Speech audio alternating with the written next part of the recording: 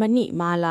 2026ကိုပဲခူးတိုင်းပန်းတောင်းမြို့နယ်တွေကကဘာစာ16ကိုအာရိခတက်တော်အေအေပူပေါင်းတက်တွေကတိုက်ခိုက်နေကြီးစစ်ကူအပိုးခံရတဲ့ကဘာစာ6ကစစ်သားတွေဟာအလုံးရင်းနဲ့ထပ်ပြီးသွားတယ်လို့ဒေတာရင်းစီရီတည်ရင်မြစ်တွေစီကသိရပါတယ်ကဘာစာ16ကိုအေအေနဲ့ပူပေါင်းတက်တွေကဥတီပြီးတိုက်ခိုက်နေတာကြောင့်ပန်းတောင်းမြို့နယ်ညောင်ချေတောက်ကြီးရွာမှာရှိတဲ့ကဘာစာ6ကစစ်သားတွေကိုစစ်ကူပို့ဆောင်နေတာဖြစ်ပြီးအဲ့ဒီလိုပို့ဆောင်ခြင်းလောင်းပိုင်းမှာထွက်ပြေးကြတာဖြစ်တယ်လို့သိရတာပါ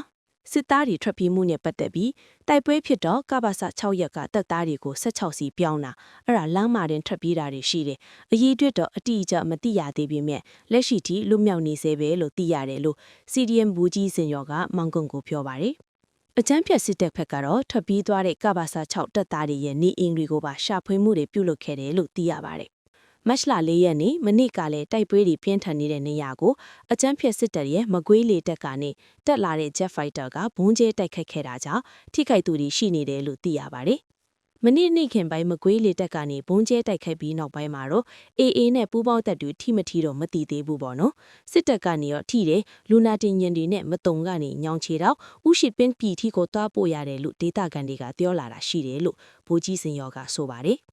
ပြီးခဲ့တဲ့မတ်လတရနေ့မှာလေကဘာစာ16ဆက်ယုံကို AA နဲ့ပူပေါင်းအဖွဲ့တွေက short တိုက်တုံးလက်နက်ကြီးတွေနဲ့ထိမှန်အောင်ပစ်ခတ်ခဲ့တာကြောင့်စစ်ယုံအကျွမ်းမှာပေါ်ကွဲမှုတွေဖြစ်ပွားခဲ့ပါသေးတယ်။ကဘာစာ16ရဲ့အထက်ကကာကင်းထွတ်တဲ့ .666 ကိုပြီးခဲ့တဲ့ဇန်နဝါရီလပထမအပတ်ထဲမှာ AA နဲ့ပူပေါင်းအဖွဲ့တွေကတင်းပိုက်လိုက်ပြီးနောက်ပိုင်းအဲ့ဒီစစ်ယုံအနီးကနောက်ထပ်ဟာကင်းစခန်းတွေကိုပါဆက်တိုက်တိုက်ခိုက်သိမ်းယူနေတာကြောင့်ကဘာစာ16အနီးမှာတိုက်ပွဲတွေပြင်းထန်နေတာလို့သိရပါတယ်။